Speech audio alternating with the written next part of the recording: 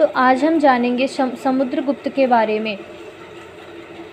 समुद्रगुप्त चंद्रगुप्त प्रथम के उत्तराधिकारी थे और इन्होंने पाटलिपुत्र को अपनी राजधानी बनाया था। इन्होंने अनेक उपाधियां धारण की थी। सबसे पहली उपाधि इनकी लिच्छवी दोहित्र थी।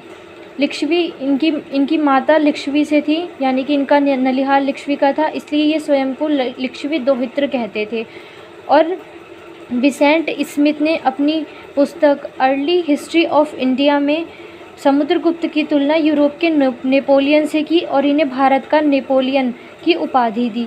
इन्होंने और भी उपाधियां धारण की, जैसे कविराज। इन्हें वीणा बजाने और कविताएं लिखने का शौक था, इसलिए इन्होंने कविराज की उपाधि भी धारण की।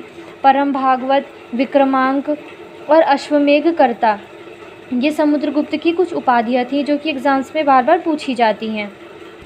समुद्रगुप्त विष्णु के उपासक थे और इन्होंने 6 प्रकार की स्वर्ण मुद्राएं चलाई थीं: गरुड़, धनुर्धर, परशु, अश्वमेघ, व्याघ्रहंता और वीणाशरण। इनके पिता चंद्रगुप्त प्रथम ने राजा रानी प्रकार के सिक्के चलाए थे और इनके सिक्कों पर वीणा बजाते हुए समुद्रगुप्त का अंकन और सैनिक की वेशभूषा में समुद्रगुप्त का अंकन मिलता है।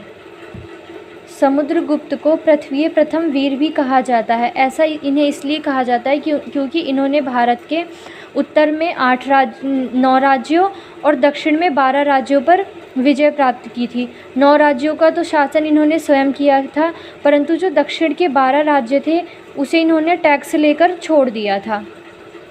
और इनकी इस विजय का उल्लेख प्रयाग प्रशस्ति अभिलेख में मिलता है, जो कि हरिशेन ने लिखी थी। हरिशेन समुद्रगुप्त के दरबारी थे। हरिशेन को महासंधि विग्राहक की उपाधि दी गई थी क्योंकि ये संधियां कराया करते थे। और समुद्रगुप्त के बाद इनके पुत्र रामगुप्त गुप्त वंश के अगले शासक बने थे। श्रीलंका के राजा को बिहार के बोधगया में एक मंदिर का निर्माण करवाना था। वो स्वयं तो आया नहीं, क्योंकि वो आता तो समुद्रगुप्त को लगता कि ये विस्तार करने के लिए यहाँ पर आक्रमण कर रहे हैं, इसलिए। और समुद्रगुप्त बहुत ही ज़्यादा प्रतापी राजा था, तो श्रीलंका ने अपने राजदूत को समुद्रगुप्त के दरबार में भेजा। उन्होंने परमिशन ली। फिर समुद्रगुप्त ने कहा, ठीक है, अगर आपको मंदिर बनाना है तो आप बोधगया में मंदिर बनवा लीजिए। तो समुद्रगुप्त के समय में श्रीलंका ने बोधगया में एक मंदिर का निर्माण भी करवाया था।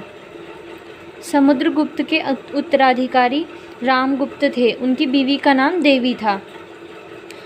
देवी ने और चंद्रगुप्त द्वितीय, जो कि रामगुप्त का भाई था चंद्रगुप्त द्वितीय, देवी और चंद्रगुप्त द्वितीय ने मिलकर रामगुप्त की हत्या करवा दी और चंद्रगुप्त द्वितीय गुप्त वंश का अगला शासक बन गया।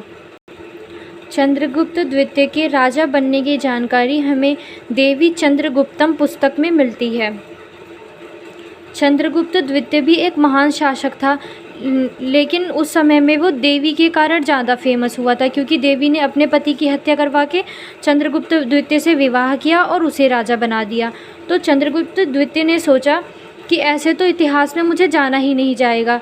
तो चंद्रगुप्त ने शकों का अंत किया और विक्रमादित्य की उपाधि धारण की। उसके उपरांत उसने चांदी के सिक्के भी चलवाए। और चंद्रगुप्त द्वितीय को न्याय के लिए जाना जाता था। न्याय के लिए अब तक भारत में 2 शासक बहुत ही ज़्यादा फेमस हुए हैं। एक तो जहांगीर, जिसने न्याय की घंटी लगवाई थी, और एक है चंद्रगुप्त द्वितीय। ये जब भी न्याय करते थे तो अपने सिंहासन को हटाकर एक पत्थर पर बैठकर न्याय किया करते थे। चंद्रगुप्त द्वितीय के दरबार में चीनी यात्री फयान आया था, जिसने इनके शासन का उल्लेख अपनी पुस्तक फो क्यों की में किया था। चंद्रगुप्त द्वितीय ने सर्वाधिक हिंदू धर्म का उत्थान किया और इनके दरबार में 9 रत्न रहते थे, जिनमें से सबसे प्रमुख कालिदास थे। कालिदास की प्रमुख पुस्तकें थीं मालविका अग्निमित्रम, ऋतुसंहार, अभिज्ञान शकुंतलम। कालिदास को शेक्सपियर की उपाधि दी गई थी, क्योंकि कालिदास सभी अपनी कविताएं, कहानियां सब श्रृंगार रस में लिखा करते थे। और इनके 9 रत्न में एक धन्वंतरी भी थे। धन्वंतरी शपणक, अमर सिंह, शंकु, वेताल भट्ट, घट्टपर्र और वररुचि, ये इनके नवरत्नों में शामिल थे चंद्रगुप्त द्वितीय के। चंद्रगुप्त द्वितीय के उत्तराधिकारी कुमारगुप्त प्रथम हुए थे, जिन्होंने नालंदा विश्वविद्यालय की स्थापना करवाई थी। हमारे सिलेबस में क्योंकि मेनली समुद्रगुप्त और चंद्रगुप्त द्वितीय का टॉपिक दिया गया है कि इनके बारे में पढ़ के आएँ, तो अगर आपको और भी जानकारी लेनी हो तो आप बुक से पढ़ सकते हैं, लेकिन जो मेन टॉपिक दिए गए हैं उसी पर फोकस करेंगे तो आप अच्छा स्कोर कर पाएंगे, इसलिए मैंने ज़्यादा एक्स्ट्रा चीज़ें नहीं बताई हैं। धन्यवाद।